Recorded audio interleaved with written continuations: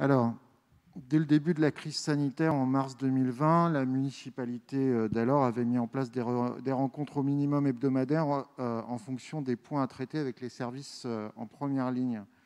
Cette organisation a permis d'accompagner le centre municipal de santé avec réactivité et de valider rapidement les réorganisations de services nécessaires au regard des enjeux identifiés par Madame Priot et des besoins de nos habitants. Ainsi, le CMS a pris toute sa place pour répondre aux besonnés et parfois au-delà. Les contacts pris avec l'Agence régionale de santé ont permis d'ailleurs de faire reconnaître le travail des équipes soignantes, dont il faut remercier les efforts immenses. La subvention qui est aujourd'hui sollicitée doit permettre de compenser une partie des surcoûts engendrés par l'épidémie de Covid et le temps soignant. Cette maladie et la prise en charge d'un patient suspecté Covid est évidemment plus longue que pour d'autres patients. Ce dossier de demande de subvention du fonds d'intervention régional avait été d'ailleurs initié à la demande expresse de Madame Priot auprès de la direction générale et des médecins du CMS.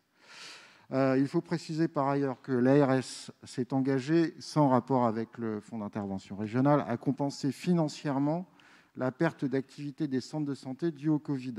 Cette compensation par l'ARS doit donc venir en plus de la demande de subvention aujourd'hui. Je profite de ce dossier, Madame Menawara, pour vous demander quelques informations sur le fonctionnement actuel du centre municipal de santé.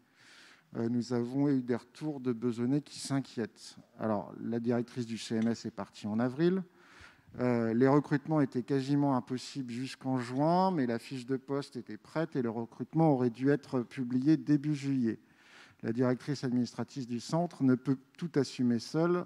Or, cela fait bientôt 4 mois maintenant qu'il n'y a pas d'évolution. De nombreux arrêts maladie témoignent évidemment de l'épuisement des équipes après cette période très éprouvante. Et 2 infirmiers sur 7 sont partis au 30 juin. Il manque également le poste prévention santé, le poste tiers payant et un personnel d'accueil. Tout cela aurait dû être remplacé cet été ou à la rentrée. Il n'y a pas que des départs, il y a aussi des arrêts maladie longue durée. Donc ça fait beaucoup, ça aurait pu être réglé depuis 4 mois. Les besonnés qui viennent au CMS, du fait de ces manques, sont de plus en plus réorientés vers des infirmières libérales. Le recrutement des médecins généralistes a été réalisé par la municipalité précédente. Certains ont pris leur poste au 1er septembre, mais les nouveaux besonnés se voient toujours refuser le médecin traitant au CMS. Ces postes vacants non traités depuis 4 mois posent donc un grave problème en matière administrative, en termes de recettes et de qualité de l'offre de soins. Or, dans certains domaines, les recrutements ont été rapides ces 4 derniers mois.